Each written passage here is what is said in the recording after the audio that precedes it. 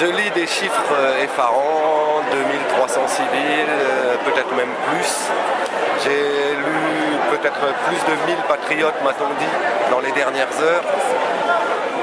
C'est accablant. Bon, je suis pas très doué pour larmoyer, donc je ne vais pas faire ça. Je peux dire qu'en tant que Français, c'est un vrai problème moral.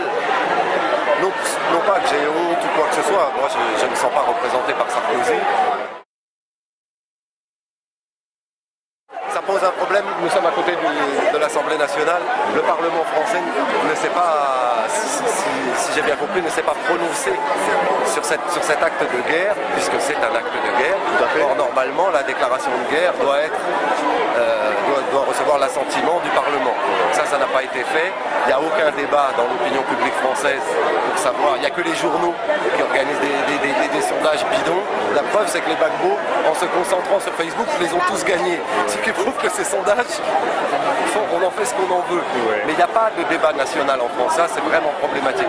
Maintenant, j'attends quelques confirmations. Quand même, le moral est meilleur aujourd'hui que hier, avant-hier et que la semaine dernière encore.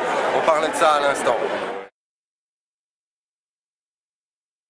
Et je voudrais savoir si on a vérifié, si c'est confirmé que l'émissaire russe qui doit remplacer Choi a bien été empêché d'atterrir à Abidjan par la licorne. C'est ce qu'on m'a raconté, c'est ce que j'ai appris pour le moment. J'attends confirmation et qu'il aurait été dérouté sur Accra. Pour pouvoir, j'imagine, permettre aux Français de gagner du temps, alors soit pour finir le boulot dans leur vocabulaire, soit pour nettoyer les traces d'une implication qui relève du crime de guerre. Tout à fait. Peut-être même du crime contre l'humanité. Tout à fait. Je ne suis pas qualifié pour le définir, mais enfin, il me semble que ce qui s'est passé à Douékoué, par exemple, tombe sous le coup de massacres ethno-religieux. J'allais vous dire, si ce n'était pas les 1000 morts de Douékoué, je dirais qu'avec ça, on va comprendre que depuis 10 ans, Gbagbo est accusé d'être un génocidaire, un sanguinaire, etc. Alors que c'est manifestement le camp d'en face. C'est le contraire. C'est le camp Ouattara qui est génocidaire. Ouais. Ce sont les rebelles de Soro et de Ouattara qui, eux, massacrent les gens en ce moment. On m'a dit qu'ils sont rentrés dans une église à San Pedro et qu'ils ont tué une dizaine de catholiques comme ça.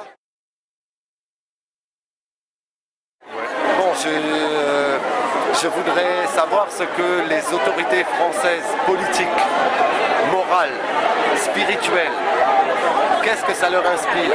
Qu'est-ce que l'Église de France trouve à dire au fait qu'on tue des catholiques à San Pedro, qu'on massacre des chrétiens à Douékoué, et pour finir, Ali Koulibaly, pitre en chef, danseur mondain, ancien escroc du journalisme, parce que quand même c'est le CV d'Ali Koulibaly, c'est celui-là. On a fait un ambassadeur avec un journaliste qui part avec la caisse. C'est ça le processus de qualification dans le ouattarisme. Il faut être un voleur sérieux. Donc Ali Koulibaly est devenu émissaire de la République provisoire du Golfe à Paris, et il a déclaré très calmement sur France Info hier matin qu'il fallait se méfier des organisations non gouvernementales chrétiennes. Il visait Caritas, parce que c'est à Caritas qu'on doit le nombre exact de morts de Douékoué, c'est-à-dire non pas 330 plus 100 dus à Gbagbo, parce que c'est quand même extraordinaire que les Gbagbo tuent des Gbagbo avant de partir, parce que c'est quand même dans le monde français des médias, c'est ce qu'on essaie de nous faire avaler. Donc Ali Koulibaly a fait un véritable passage à l'acte raciste, ethno-raciste, ethno-religieux, communautaire, un appel à la ratonnade anti-chrétien. Il a dit qu'il faut se méfier des organisations non gouvernementales chrétiennes qui sont, d'après lui, comme l'Église, contre Ouattara. Alors ça, que le journaliste de France Info n'ait pas trouvé une phrase à lui répondre, j'ai une théorie, il n'y a qu'avec un noir qu'on se permet ça, on ne laisserait jamais un homme politique blanc dire une énormité pareille. Il en a dit une autre, Koulibaly, parce qu'il c'est mon idole. Oui. Depuis Dadis Camara, on cherchait un pitre, on l'a trouvé, c'est Ali Koulibaly. Il a dit, on lui a demandé sur une autre radio comment ils étaient armés, les rebelles. C'était effectivement une question qui peut se poser. Ce pitre, ce danseur a répondu, je dis danseur dictateur parce qu'il est connu pour traîner dans les boîtes à Paris où il dilapide l'argent de la Côte d'Ivoire. Ce type a répondu qu'il prenait les armes à leurs adversaires. Oh là, et le journaliste français, je crois sur France Inter, je ne veux pas les trahir, mais enfin c'est vérifiable. TV5 Monde. Oui. Le journaliste n'a rien répondu. Moi je vous pose la question, est-ce que vous imaginez un homme politique blanc qui dirait « je suis armé en prenant les armes de mes adversaires », est-ce que vous pensez que le journaliste l'accepterait? Franchement. Eh bien Dali Coulibaly, on accepte tout. C'est peut-être là le secret de son succès.